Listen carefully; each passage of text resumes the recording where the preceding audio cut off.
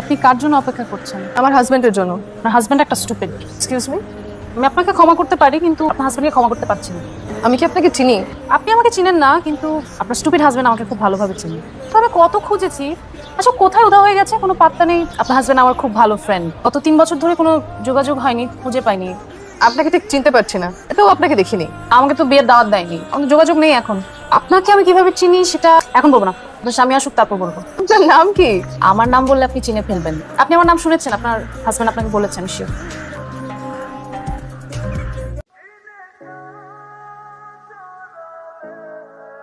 সারা রাত ওরা এক হলো না। ওরা কারা? চোখের পাতা দুটো একবারের জন্য বন্ধ হলো না। চিন্তা করো না, আমায় দেখার পর বন্ধ হয়ে যাবে। রওনা হয়েছ? তুমি? সাচ্ছি। মামা জলদি যান, ট্রেন ছেড়ে দিবে তো। মামা আপনি তো যাবেন লেগের পারে, ওখানে তো কোনো স্টেশন নাই। আছে রে মামা, আছে। ওখান থেকে একটা ট্রেনে উঠবো, সারা জীবনের জার্নি মিস করা যাবে না, তাড়াতাড়ি যান। তোমাকে নার্ভাস হলেও পাফ নেওয়া লাগে নাকি? অনলাইনে চ্যাটিং করে মনে হয় নাই তো এত নার্ভাস ছিলে তুমি।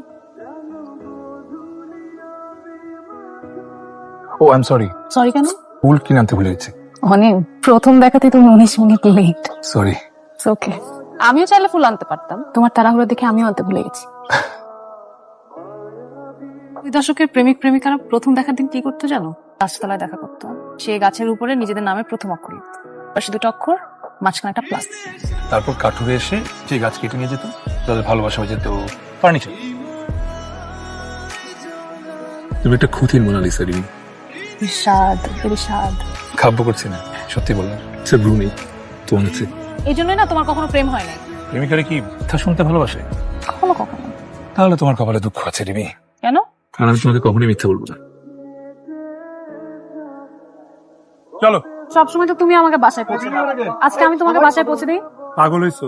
তোমার বাসায় পরে তোমাকে বকাঝকা করবে। সমস্যা নেই, বাবাকে বাসায় বলেছি আজকে ফিরতে আমার কুইক।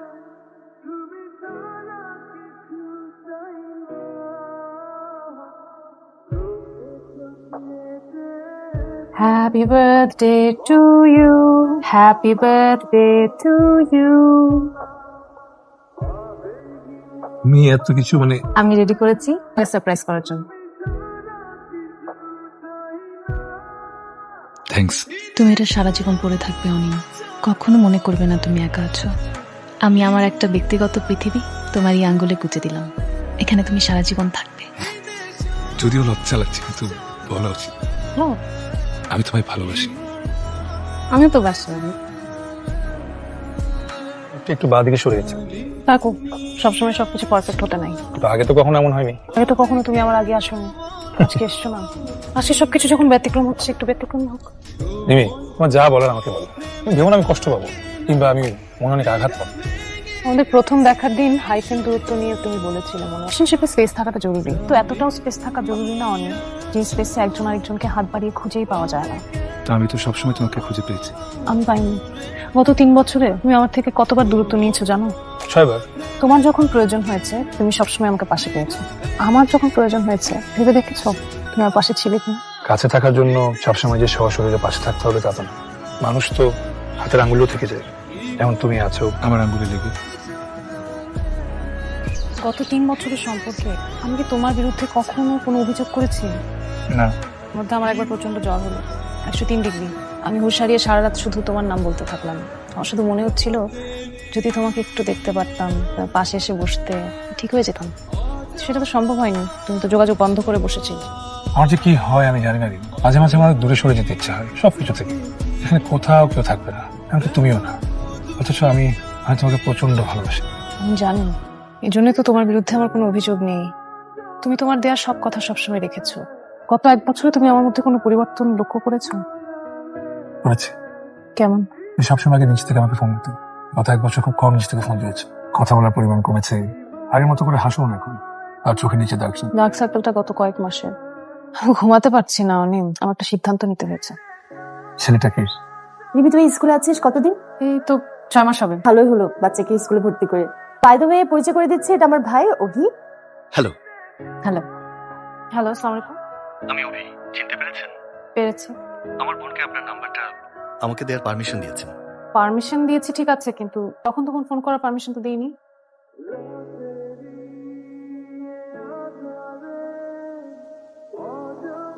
ভেবেছিলাম আপনি আজকেও না করবেন। আমি কি হ্যাঁ বলে কোনো অপরাধ করে ফেললাম নাকি? অবশ্যই না।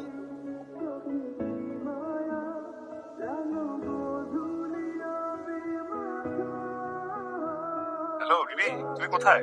আমি বাসায়, মেহমান আসছে তো একটু ঝামেলার মধ্যে দিয়ে যাচ্ছি। আমি আরো ভাবলাম দেখা করি, তাই আরো তোমার স্কুলের সামনে আসছিলাম।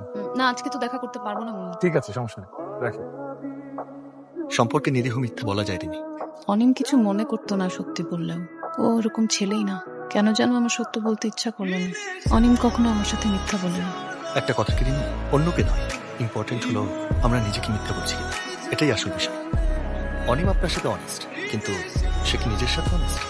ভালোবাসা ভীষণ ন্যাচারাল, জোর জবরদস্তি করে ভালোবাসা হয় না।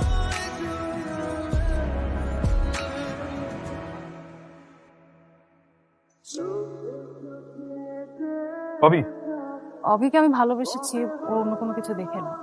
আমি তোমাকে আর ভালোবাসতে পারছি না। এমন না যে আমি তোমাকে ঘৃণা করি, অপছন্দ করি। আমি শুধু তোমাকে আর আগের মতো ভালোবাসতে পারছি না। সরি। আরে তুমি তো মনে হচ্ছে এখন আমার গিল্ট ফিল করছো। মনে হচ্ছে আমি কোনো বাংলা সিনেমার ভিলেন, তোমাকে জোর করে ধরে নিয়ে আসছি। আরে আমরা কি টিপিক্যাল প্রেম প্রেমিকা নাকি, যারা বিচ্ছেদের সময় ঝগড়াঝাটি করবো, মারামারি করবো, বুক চাপড়ে কান্নাকাটি করবো? আরে আমরা হাসি মুখে বিদায় নেবো, যাতে বহু বছর পরেও যদি আমাদের কখনো দেখা হয়, সবচেয়ে সুন্দর মুহূর্তগুলো আমাদের সবার আগে মনে পড়ে। একদমই তাই। সো ঋণটা কি ফেরত নেবে? মাত্র না বললে আমার টিপিক্যাল প্রেমিক প্রেমিকা না। পরে যদি আবার খোটা টোটা মারো। আমার খোটা দিতে বইয়ে গেছে। আমি তো ফকির, কিন্তু আমার কেন লাগে? এই রিংটা আমি আমার সবচেয়ে পছন্দের মানুষকে দিয়েছি। তোমাকে তো আমি অপছন্দ করি না। তুমি এই রিংটা তোমার সবচেয়ে প্রিয় মানুষকে দিও। সো এখন তো আসতে হয়। ভালো থেকো অনিম। তুমিও।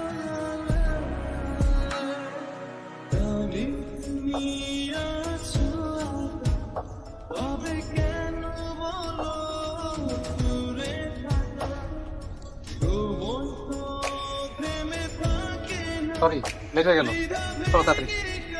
আপু শায়ান। হ্যালো। অসম্ভব। কে উনি? আমি চিনি না, উনি বললেন উনি তোমাকে চেনেন। আপনি শায়ানকে চেনেন না? না, আমার মনে হয় আপনার কথা ভুল হচ্ছে।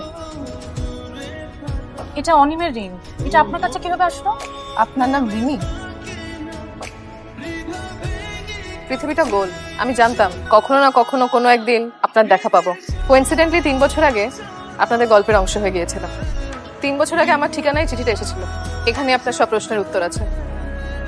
প্রিয় অপরিচিত, আমি জানি না আপনি পুরুষ নাকি নারী, আপনার বয়স কত, আপনি দেখতে কেমন। আমি শুধু আপনার ঠিকানাটা জানি। আপনি যখন এই চিঠি পড়বেন তখন আমি বেঁচে নেই। 1 মাস হলো আমার বিচ্ছেদ হয়েছে। কুচকাবেন না। প্রেম ভালোবাসার জন্য মরে যাওয়া ঠিক না, জীবন মূল্যবান। তুচ্ছ কারণে মরে যাওয়া একদম ঠিক না, সব আমি জানি। আমি রিমিকে ভালোবাসি।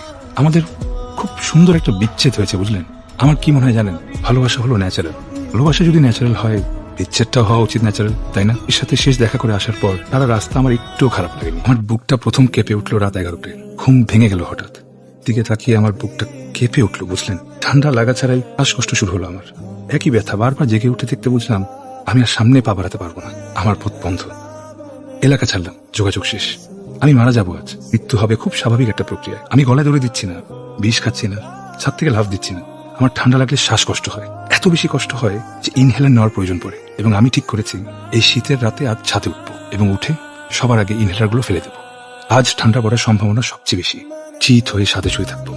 কুয়াশায় জমে যাবো একটু পর। মাথা ভারী হয়ে যাবে, শ্বাসকষ্ট হবে। গড়ি খাবো ছাদ জুড়ে। কপালের রগ ফুলে উঠবে। না পেরে পাথরের দেয়ালে আঁচড় কাট।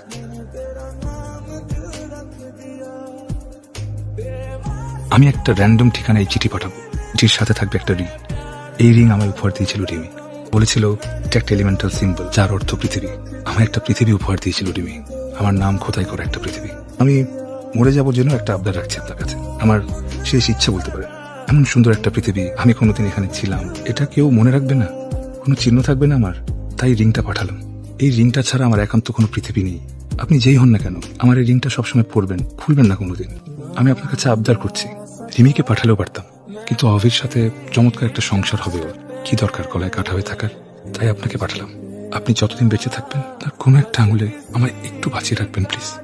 এটা পড়ে থাকবেন আমার স্মৃতিস্মারক হিসেবে। আপনার রিংটা আমাকে দিবেন প্লিজ? না। প্লিজ, আমি একবার পরে আপনাকে খুলে দিয়ে দিব। না প্লিজ। এই রিং সে কাউকে দেয় না। আমাদের বিয়ে হচ্ছে 4 বছর। এই 4 বছর আমি ওর কাছে 101টা আবদার করেছি। ও আমার কাছে কয়টা আবদার করেছে জানেন? মাত্র এক। এই রিংটা সুস্মিতা সবসময় আঙ্গুলে পরে থাকতে চায়, আর আমি সুস্মিতাকে খুব ভালো করে চিনি, সেই রিং আপনাকে দেবে না। আমি ওর হয়ে ক্ষমা চাইছি, ক্ষমা করবেন প্লিজ।